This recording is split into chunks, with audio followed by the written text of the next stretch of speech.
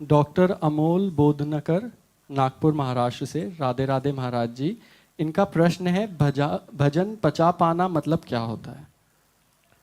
भजन करते हुए उपासक में अपने में श्रेष्ठता का दोष जागृत होने की संभावना होती है। जैसे हम संयम से चल रहे, भजन कर रहे हैं, शास्त्रों का स्वाध्याय कर रहे हैं, तो गर्व होने की संभावना होती कि दूसरों से मैं अच्छा हूं। ये भजन की अपच है। भजन तभी माना जाएगा जब पचा कि आपके हृदय में नाम जप कीर्तन करते हुए दैन्यता आनी चाहिए। तृणादपि सुनीचेन, मैं सबसे नीच हूं, मैं अधम हूं, पर प्रभु की हम पर कृपा है जो इससे भजन करा रहे हैं, सतमार्ग में चला रहे हैं। मैं इस योग्य नहीं हूं। जैसे हरिवंश महाप्रभु कहते हैं कि मेरी जिह्वा पे जो निरंतर राधा नाम चलता है, मैं तो ऐसे तुच्छ हूं, अधम हूं, मूढ़ हूं, पर ये जो राधा नाम चल रहा है वृंदावन की कृपा से चल रहा है।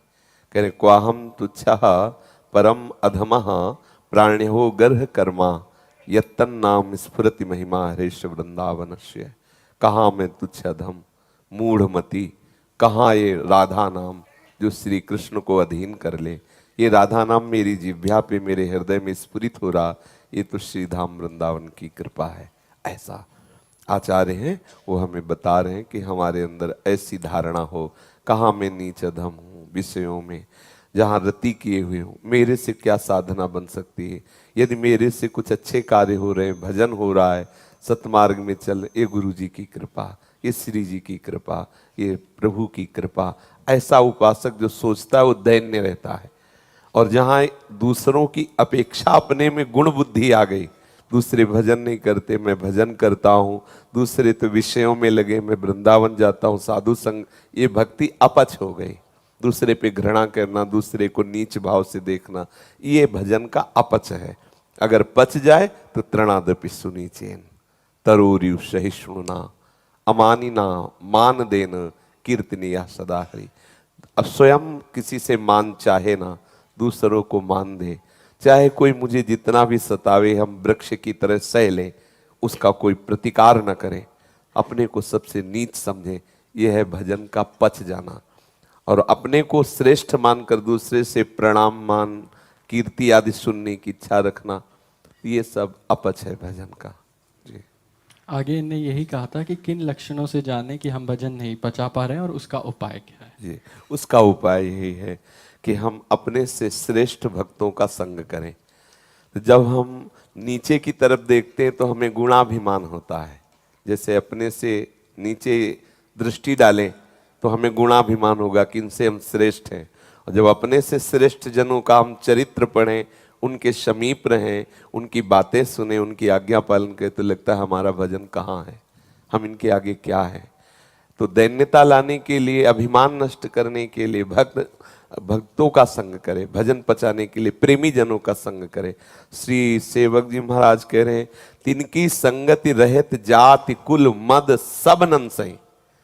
अगर भगवत प्रेमी महात्माओं का संग किया जाए तो उनके भजन, उनकी शैली, उनकी दिनचर्या, उनका प्रेम देख के हृदय में आता है मैं कितना नीच हूँ। दो चार माला कर लेता हूँ तो अपने को भजनानंदी समझता हूँ, और ये रात दिन भजन करते हैं, रोते हैं श्री जी के लिए, फिर भी ये अपने को इतना दैन, अपने को जो अहम जागृत हुआ वो नष्ट हो जाता है।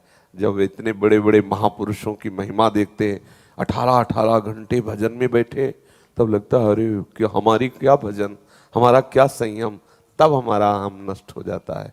सही माने में भक्त चरण रज, भक्त संग, भक्तों का उपदेश, ये हमारे अहंकार का नाश करते हैं। क्योंकि भक्त चरण रज में ऐसी सामर्थ्य है, जो अकिंचन भगवत प्रेमी महात्मा हैं, उनकी चरण रज में ऐसी सामर्थ्य है कि हमारे भजन को बढ़ाएगा, भजन को पचाएगा। उनकी चरण रज में अद्भुत सामर्थ्य है। बड़े बड़े महापुरुषों, प्रहलाद जी ने भी कहा कि जो मेरी मति जैसी प्रभु में है, ऐसी किसी के सिखाने, पढ़ाने या पढ़ने से नहीं होती। जब अकिंचन भगवत प्रेमी महात्माओं की चरण रज में अभिषेक किया जाता है तो ऐसी मति होती है।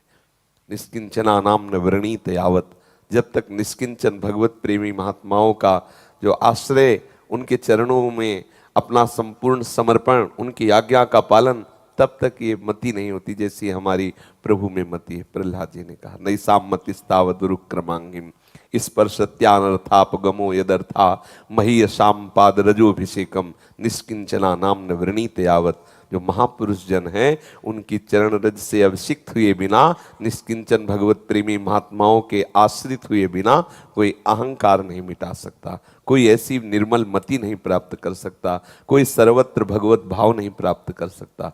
प्रधान साधन भक्तों का संग है, भगवत प्रेमी महात्माओं की चरण रज है।